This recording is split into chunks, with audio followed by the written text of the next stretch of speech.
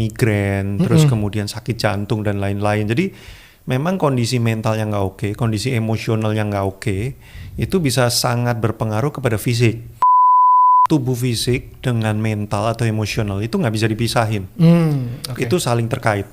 Makanya orang kalau lagi sakit, badannya lagi nggak enak, terima kenyataan, syukuri hal-hal baik di tengah peristiwa ini, lalu kemudian cari.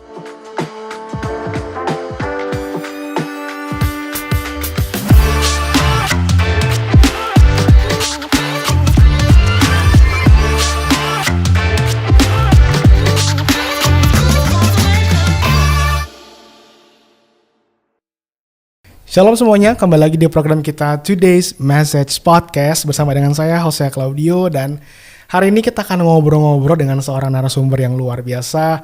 Beliau juga adalah seorang coach, dan langsung aja kita sambut Ko Yosua Iwan Wahyudi. Halo, thank you. Iya, thank you nih Ko udah bisa menyempatkan waktu bisa ngobrol-ngobrol di sini. Siap, sama-sama. Iya, jadi Ko Yosua ini juga adalah seorang coach ya Ko ya? Lebih spesifiknya coach kecerdasan emosi atau trainer atau coach kecerdasan emosi. Emotional quotient ya? Ya, EQ orang bilangnya. Iya. Dan juga kalau salah ada itu ya kok ya, ngajar di pernikahan sekarang ya? Ya, kita juga, aku tahun ini bikin namanya sekolah nikah. Jadi itu untuk yang lagi mau nyiapin nikah maupun yang sudah menikah. Nah, jadi kita banyak ngomongin gimana membangun pernikahan yang sehat. Namanya sekolah nikah. Wow. Karena di sekolahan biasa nggak ada. Iya, nggak ada bener. Iya. Karena katanya kalau nikah tuh kayak beli kucing dalam karung kok, kata orang. Makanya mesti sekolah dulu supaya kenal kucingnya siapa. Iya. Oke, tapi untuk yang episode kali ini kok kita akan ngobrol tentang sehat jasmani rohani nih kok ya. Iya. Karena kan sekarang ini banyak orang apalagi di pandemi ini ya, walaupun udah mulai berkurang saat ini, tapi banyak orang yang mengalami sakit mental katanya. Ya, sekarang lagi mental illness ya. Booming banget ya, mental health issue ya. Iya, mental health issue tuh kayaknya booming banget. Padahal kayak dulu sebenarnya ada nggak sih kok itu? Sebenarnya ya udah lama ya. Udah lama, cuman sekarang ada pemicunya pandemi ini, makin melipat gandakan simptom yang sudah ada. Terus kemudian sosial media juga mengeksposnya luar biasa banget. Benar. Jadi sebenarnya dulu sudah ada, sekarang dipercepat dengan adanya pandemi, terus informasinya dibombardir banget. Jadi orang berasa kayak tiba-tiba kita semua kayaknya punya mental health issue ya tiba-tiba. Iya, bener banget. Padahal kayak dulu juga udah pernah ada virus, dulu ada SARS, ada MERS, tapi kayaknya nggak separah ini dengan. Iya, karena kita kan nggak di lockdown ya waktu itu ya. Iya. Maksudnya nggak ada karantina yang dalam jangka waktu lama, orang nggak boleh keluar gitu ya. Betul. Oke, nah kok mau nanya nih, kan banyak orang saat ini tadi seperti yang tadi kita bilang mengalami yang namanya mental health issue ya. Dan ada yang berkata bahwa banyak orang yang kena COVID bahkan meninggal itu karena terlalu takut dan stres tuh. Iya, jadi sebenarnya bukan cuman COVID ya. Banyak hal orang itu menjadi sakit, makanya ada istilah psikosomatis. Psikosomatis itu orang yang sakit karena kondisi psikologis atau mentalnya memang lagi nggak oke. Nah, misalkan stres berlebihan, terus kemudian jadi sekarang yang lagi ngetren tuh ya asam lambung naik, itu kan ngetren banget. Iya. Nah, itu sebenarnya sebagian dari GERD atau asam lambung naik itu bisa karena psikosomatis. Gitu. Beberapa juga misalkan kayak migrain, terus kemudian sakit jantung dan lain-lain. Jadi memang kondisi mental yang nggak oke, kondisi emosional yang nggak oke, itu bisa sangat berpengaruh kepada fisik. Nah, beberapa orang jadi ini ada risetnya, beberapa orang yang sakit keras, misalkan kayak kanker apa segala macam ya, mereka yang secara mental sudah breakdown duluan, memang lebih cepat mati daripada mereka yang mentalnya lebih oke. Nah, jadi kalau dibilang COVID ini membuat orang jadi lebih cepat mati karena mentalnya nggak oke, ada benernya, tapi tidak selalu. Tidak selalu, tapi memang kesiapan mental dan kekuatan daya tahan emosional kita sangat berpengaruh kepada daya tahan kesehatan fisik kita. Nah, kalau itu benar. Oke. Tapi nggak selalu orang mati gara-gara ketakutan ya. Memang benar-benar karena physically ya bisa juga gitu. Tapi bisa jadi pemicu juga ya. Pemicu, mempercepat, memperburuk, nah itu bisa. Oke. Kalau gitu kan sehat jasmani itu sesuatu yang ya karena pemicunya karena mungkin olahraga kurang ya pokoknya kita perlu menjaga makanan dan sebagainya. Jadi kalau balik lagi kepada mental health issue gitu. Sebenarnya gimana sih supaya benar-benar kita tuh punya kesehatan mental yang baik? Jadi sebenarnya tubuh fisik dengan mental atau emosional itu nggak bisa dipisahin. Itu saling terkait. Makanya orang kalau lagi sakit, badannya lagi nggak enak, moodnya kan nggak enak. Iya. Jadi gampang ngamuk. Paling berasa tuh mereka yang ngejaga orang sakit. Betul. Orang kalau ngejaga orang sakit tuh yang capek bukan cuma fisiknya, tapi emosionalnya juga capek banget. Karena orang sakit tuh kan cenderung ya jadi banyak nuntut, gampang marah, segala macam gitu kan. Benar. Jadi memang fisik mempengaruhi mental dan emosional. Mental dan emosional juga mempengaruhi fisik. Jadi itu nggak bisa dipisahin. Kita seringkali tuh kayak ngebagi dua ya. Ini kesehatan jasmani, ini kesehatan jiwa gitu ya. Padahal sebenarnya dua-duanya ya itu connect gitu. Kalau kita nggak jaga fisik kita akan susah untuk menjaga jiwa kita.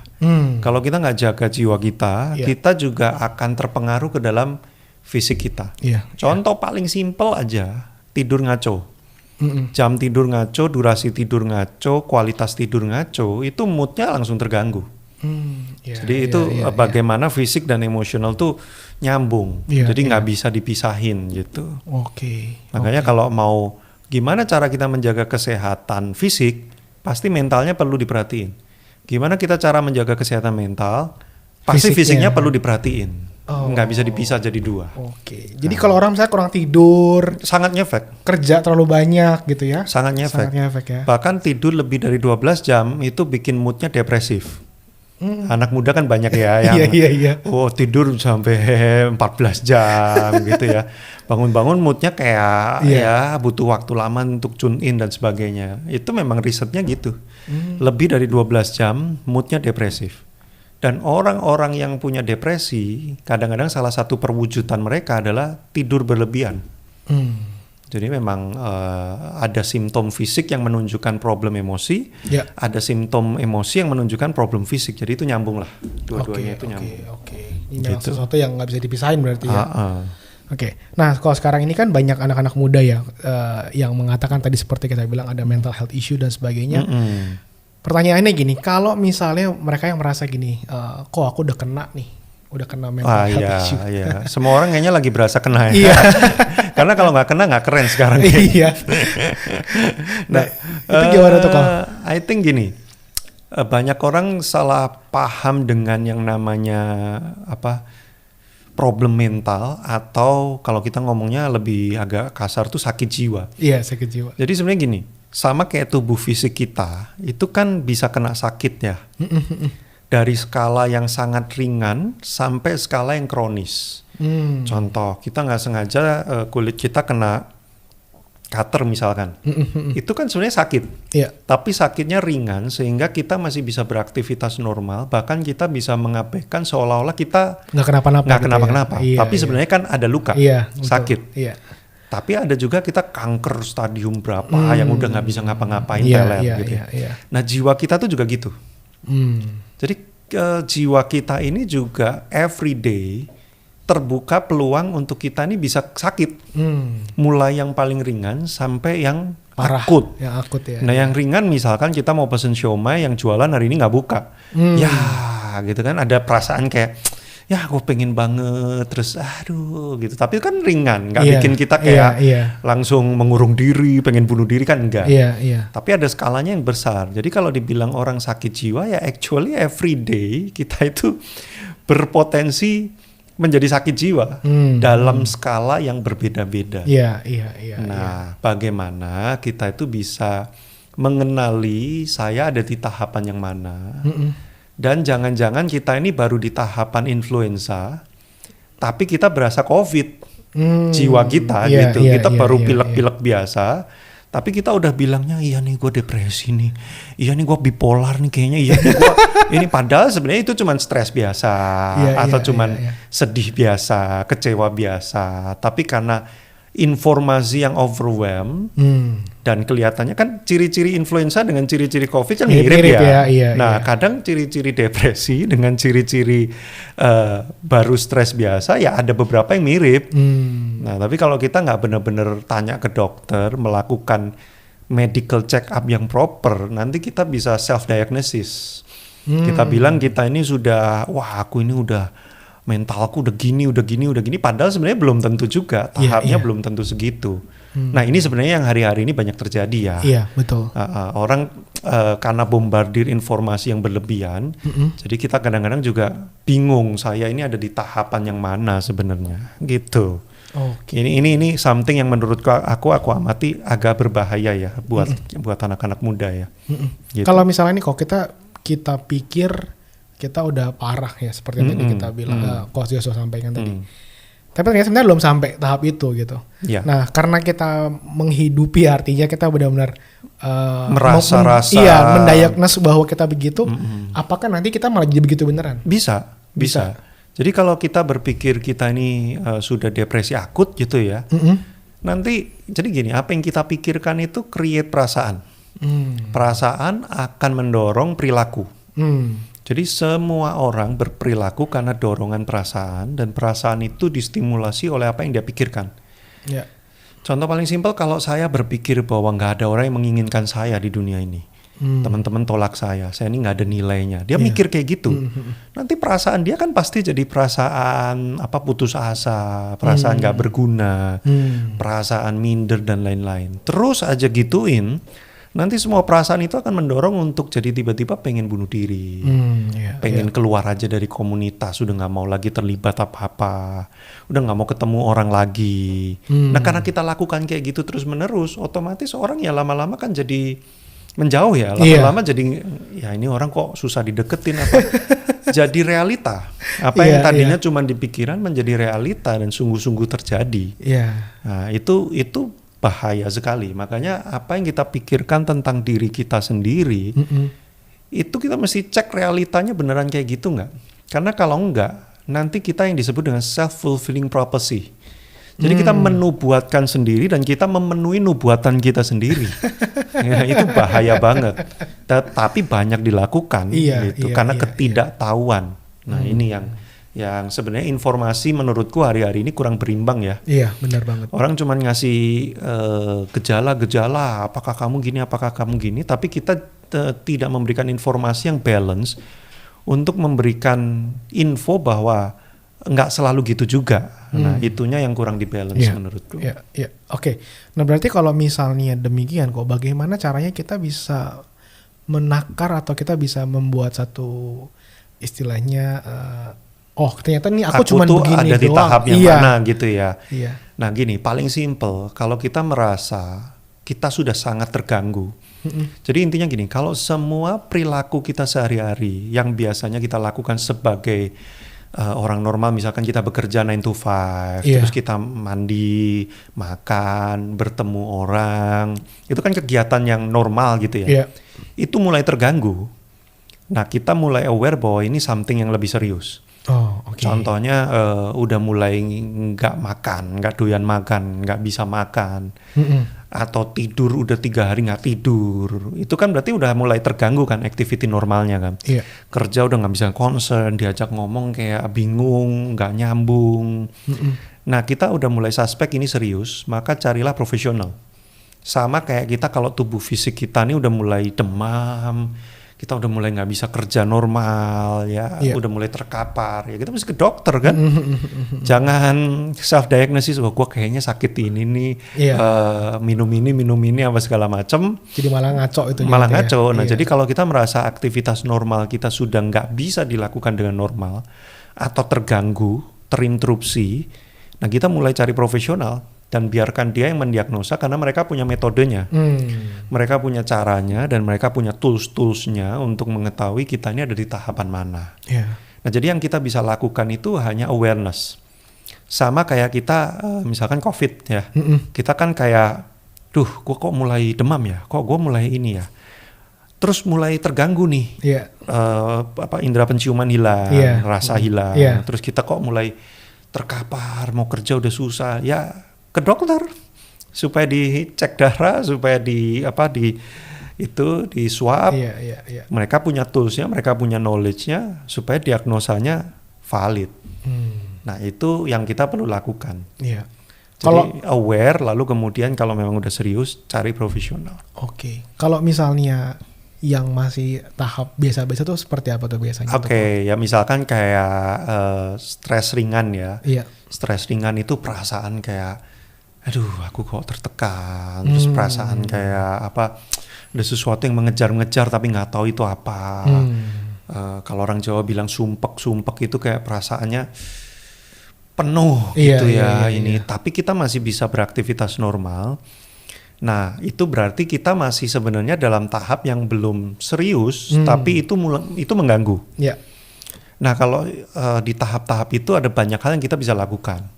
Misalkan cerita sama orang yang memang kita bisa percaya dan dia bisa memberikan nasihat yang wise gitu ya.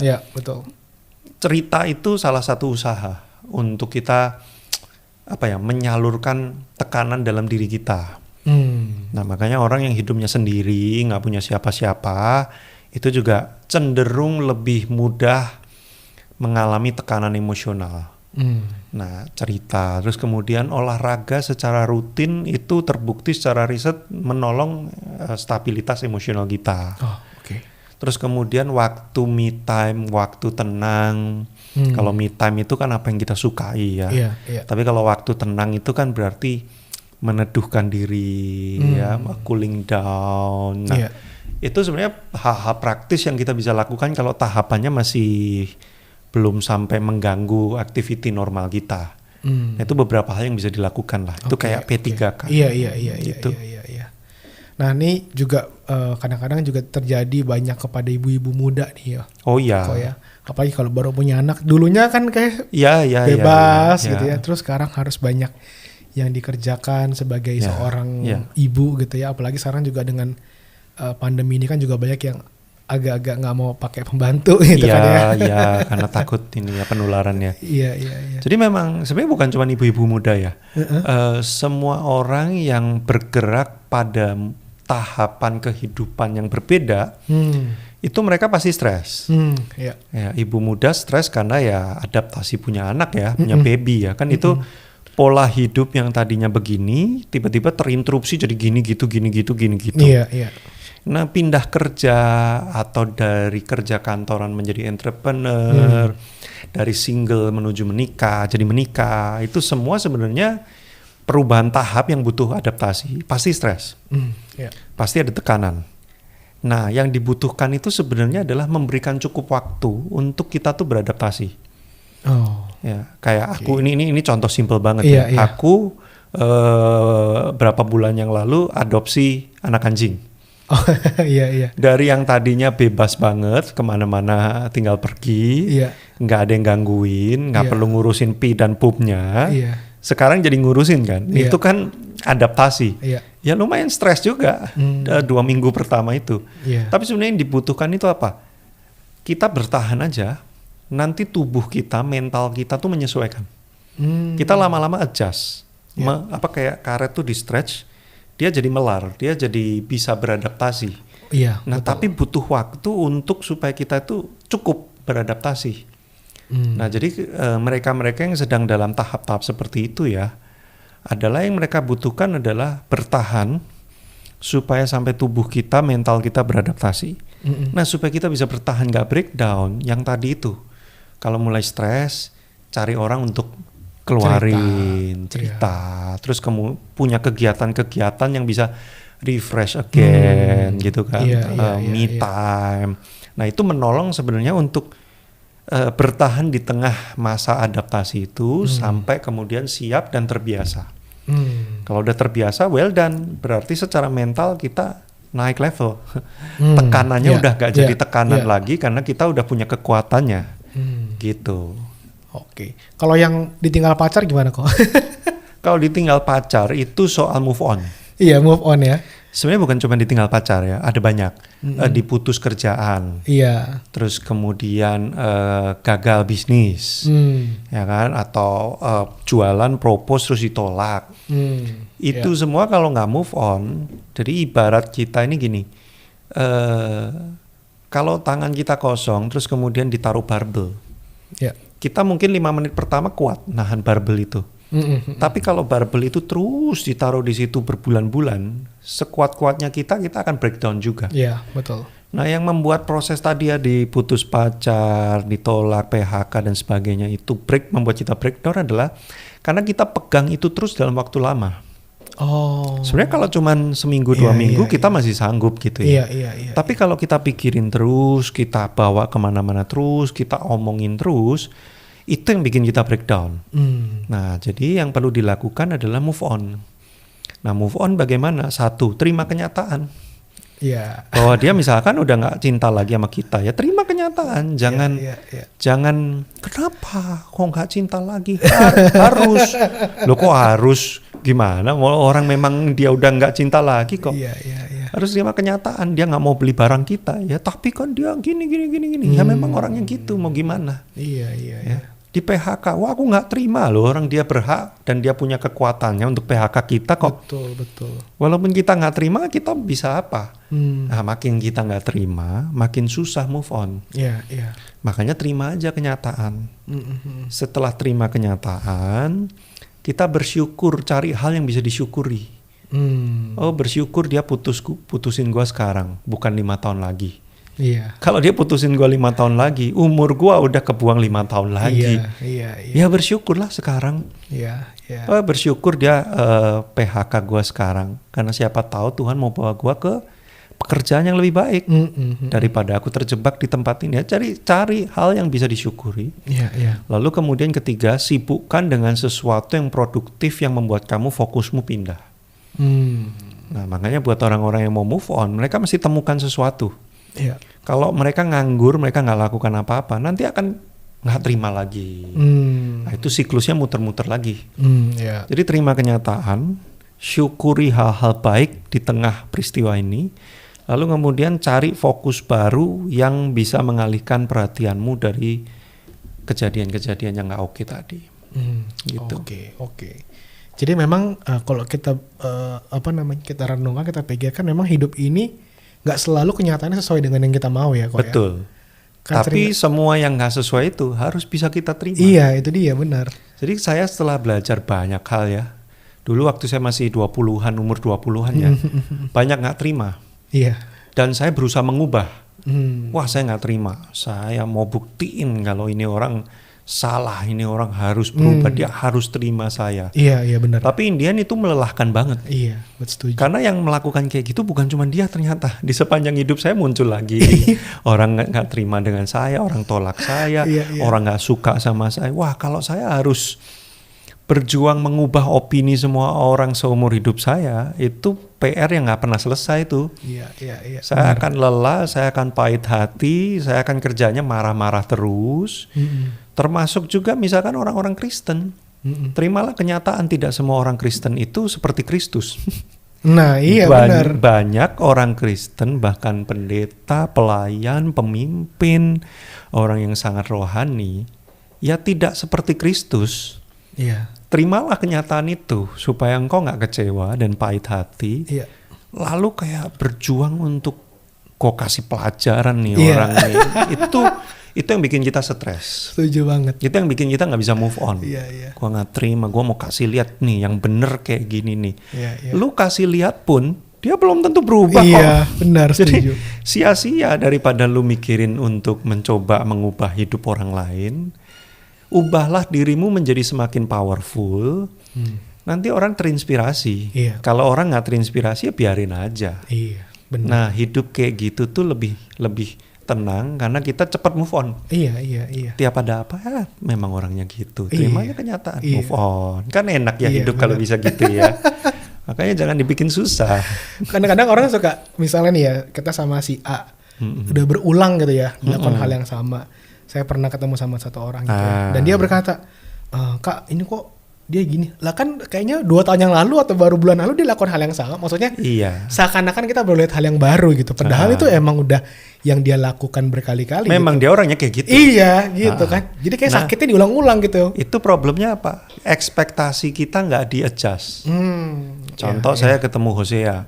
Misalkan saya punya ekspektasi, wah Hosea ini orangnya pasti akan baik nih. Dia akan kirimin saya duit tiap bulan nih. Dia orang baik nih gitu. Misalkan saya punya ekspektasi kayak gitu ya. Terus ternyata Hosea nggak lakukan itu. Saya sakit hati, Hosea kok gitu sih? Padahal wajahnya kelihatan baik loh. Tapi kok dia nggak kirimin duit? Nah yang salah bukan Hosea. Yang salah saya put expectation terlalu tinggi. Yang tidak sesuai dengan apa yang bisa dilakukan oleh Hosea. Iya benar. Nah kalau saya udah cukup mengenal Hosea setelah misalkan saya kenal, oh memang Hosea tidak punya kewajiban untuk lakukan itu dan dia tidak perlu lakukan itu dan mungkin dia tidak punya kapasitas untuk lakukan itu. So saya harus adjust ekspektasi saya. Mulai sekarang saya ketemu Hosea, saya nggak expect itu lagi. Jadi kalau misalkan dia nggak lakukan itu ya saya nggak marah. Memang saya nggak expect kok. Benar. Nah yang bego adalah, ini bahasanya agak kasar ya. Saya setelah 2 tahun kenal Hosea, tetap saya paksakan. Nggak mau tahu Hosea, lu mesti tetap harus kirimin gue duit. Kan lu orang baik. Orang baik kayak gitu. Nggak bisa, gue nggak terima. Ya salah lu sendiri, kenapa lu nggak terima? Nah kita seringkali menyakiti diri kita sendiri. Dengan cara seperti itu, tapi kita salahkan orang lain. Benar. Padahal sebenarnya yang salah ya kita sendiri lah. Benar. Nah itu namanya expectation management. Iya. Kita harus bisa ngatur ekspektasi kita itu sesuai realita. Gitu. Termasuk juga dengan orang Kristen ketika masuk gereja ya kok ya. Oh Banyak sangat. yang ketika datang nih, wah saya udah expect-nya tuh di gereja ini begini. Diperhatiin ya, nanti aku susah ditolong, apa segala macam. Kita harus ingat gini loh, hanya karena kita punya sebuah nilai yang mulia, tetapi kita tidak bisa memaksa orang harus melakukan itu kepada kita. Nah, jadi kita nggak bisa, loh tapi kan itu perintah Tuhan. Iya benar. Ya memang itu perintah Tuhan, tapi orang itu mau melakukan perintah itu kapan, tiap orang tuh berbeda-beda. Benar. Nggak semua orang itu dapat tengnya gitu ya, wah aku mau lakukan gitu. Ada yang 10 tahun lagi, ada yang 5 tahun lagi. Nah kalau dia belum teng, ya jangan dipaksa. Iya. Justru kita yang udah teng duluan ya kita lakukan dong. Iya. Lu udah tahu bahwa harusnya di gereja itu orang tuh caring dong. Nah kamu udah tahu, ya kamu yang caring gitu. Jangan paksa orang suruh caring kamu. Iya. Karena mungkin dia belum ngeh. Iya. Kan dikatakan di Alkitab, yang kuat imannya menolong yang lemah. Iya, betul. Nah, tapi dia pemimpin, ya nggak peduli. Dia pemimpin, dia pendeta, dia siapapun. Kalau dia memang kita, menurut kita, dia nggak ngerti nih. Firman Tuhan bilang gini, dia nggak lakukan. Lah kamu yang ngerti ya kamu lakukan dong. Iya. Sama dia. Iya, benar. Itu menunjukkan kamu lebih rohani. Iya. Tapi kalau kamu nuntut dia, berarti itu sama saja. Posisinya imannya sama aja, tapi kamu tuntut dia, berarti kamu lebih parah. Iya, benar. Dia aja nggak nuntut kamu, tapi kamu nuntut dia, kan? Jadi lebih parah. Udah sama-sama nggak mau lakuin, tapi kamu nyuruh dia yang lakuin duluan. Iya. Nah, jadi ini bicara maturity ya. Betul. Di dalam kekristenan itu makanya kan Paulus berkali-kali ngomong dewasa, kedewasaan. Iya. Aku nggak bisa ngasih kamu banyak kalau kamu masih anak-anak. Kasihnya susu terus deh terpaksa. Iya, betul. Nah, kita mesti dewasa kalau mau menerima hal yang lebih besar dari Tuhan. Kerohanian kita mesti dewasa. Salah satunya yaitu kedewasaan itu apa sih? Mengambil self responsibility atas perasaan kita sendiri, atas kondisi mental kita sendiri. Jangan meletakkan beban itu sama orang lain. Gara-gara kamu gak caring aku. Aku jadinya sekarang lemah imanku. Iya. Loh. Lah kalau kayak gitu berarti imanmu ini berdasarkan orang lain dong. Iya, benar, setuju. Lah ini pandemi udah menjadi ujian buat kita nih. Orang gak bisa datengin kita. Orang juga punya masalahnya sendiri, gak bisa telepon kita. Iya. Terus kalau kamu bergantung sama semua orang, hancurlah imanmu. Iya. Nah, benar. Jadi kedewasaan itu apa? I take my own responsibility atas imanku sendiri, atas perasaanku sendiri. Makanya ayatnya jagalah hatimu. Iya. Nggak ada namanya, hey pemimpin jagalah hatiku dengan segala kewaspadaan. Kita yang jaga kewaspadaan, kita yang jaga hati kita dengan kewaspadaan, bukan pemimpin yang jaga perasaan kita. Iya benar. Gitu. Iya. Jadi kalau aku tarik sedikit dari sisi yang satunya lagi, dari sisi pemimpin nih kok ya. Kan kita yang melihat nih ada orang-orang yang kita suka berdoa, Tuhan datangkan jiwa-jiwa gitu kan. Tapi kan kadang-kadang yang didatangkan tuh yang aneh-aneh ya. Oh iya. Iya kan? Yang kita pengennya kan ekspektasi kita wah yang rajin, yang ini. Iya. Tapi yang datang misalnya yang sebaliknya atau yang tadi itu yang nuntut segala macam gitu. Nah berarti dari sisi kita pun sebagai pemimpin juga nggak boleh terlalu, artinya bagaimana kok supaya nggak mudah terintimidasi gitu loh. Kadang-kadang kita kan jadi kayak capek sendiri sebagai seorang leader. Gitu. Makanya berada di posisi pemimpin membutuhkan sebuah kedewasaan dan kesehatan emosional yang cukup. Kalau kita nggak cukup dewasa dan nggak cukup sehat, kita ada di posisi pemimpin, yang ada kita akan makin berantakan. Karena ketika kita sudah memimpin, artinya kita itu bertambah tanggung jawab. Hidupnya bukan cuma hidup kita sendiri, tapi hidup orang lain. Iya, betul. Dan kalau kita ngomong gereja, ya ada orang yang bilang gereja itu kan rumah sakit, gitu ya. Jadi yang datang ya orang-orang sakit. Iya. Makanya kan dokter sebisa mungkin harus sehat. Kalau dokternya udah sakit, ikutan ya. Siapa yang mau ngobatin orang sakit kan gitu kan ya. Nah pemimpin kalau nggak sehat emosinya, mentalnya juga nggak kuat. Gimana dia bisa ngadepin orang-orang yang demanding, yang masih manja, yang masih punya banyak problem-problem emosi gitu. Iya. Jadi memang menurut saya pemimpin harus sangat sungguh-sungguh untuk develop kesehatan emosional mereka, mental emosional mereka itu pemimpin harus sangat concern untuk develop itu. Wow. Gitu. Nah sebagai bagian yang terakhir nih Ko ya untuk episode kita kali ini, boleh nggak dari menurut Ko Joshua sendiri apa sih kaitannya nih antara kehidupan spiritual kita, kerohanian kita dengan kekuatan mental kita yang akan akhirnya kita miliki gitu. Itu kaitannya gimana dan bagaimana supaya itu bisa jadi tubuh, jiwa, roh itu nyambung semua. Itu satu ikatan rangkaian yang tidak bisa dipisah-pisah.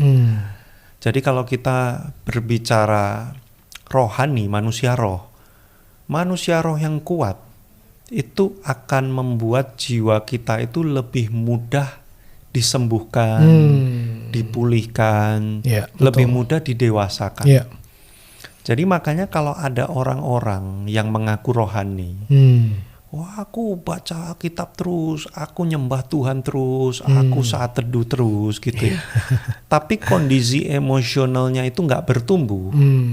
Nah kita perlu periksa kerohanian macam apa yang sebenarnya dia bangun setiap hari.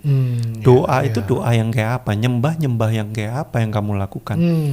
Karena sebenarnya kalau orang itu berada di hadirat Tuhan, kayak contohnya Daud, dia kan ngomong hanya dekat Allah saja hatiku tenang.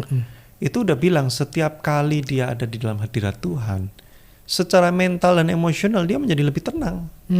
Dan itu true, itu betul. Bahkan para pakar psikologi aja mengkonfirmasi bahwa orang-orang yang memberikan waktu teduh itu memang secara emosional lebih stabil. Lalu ada risetnya waktu orang berdoa itu memang aktivitas otaknya menjadi lebih tenang, lebih calm. Itu dipindai di MRI gitu ya. So kerohanian sangat menolong untuk kondisi kejiwaan kita menjadi jauh lebih baik. Jadi kalau kita bangun kerohanian kita dengan sungguh-sungguh dan dengan bukan cuman sekedar ritual agamawi, maka itu akan mempercepat proses pendewasaan, kesembuhan, penguatan di dalam kejiwaan kita. Gitu. Wow. Jadi memang kita nggak boleh abaikan juga ya. Kalau kita emang mau benar-benar sembuh, kita mau mengalami kesehatan secara mental. Semua tubuh, jiwa, roh semua harus diurusi. Iya. Gitu. Jangan nanti rohani doang tapi makannya nggak sehat ya. Karena makan ngaruh, mempengaruhi mood kita juga. Jadi semuanya harus holistik. Yes, wow, thank you banget nih Ko Joshua buat episode kali ini bahas tentang sehat jasmani dan rohani, dan saya percaya ini bisa jadi berkat buat teman-teman yang menyaksikan program kita pada kali ini. Dan buat Anda semua jangan lupa untuk terus dapatkan update dari setiap episode terbaru kita melalui Instagram kita di @todaysmessage. God bless you, sampai ketemu di minggu depan.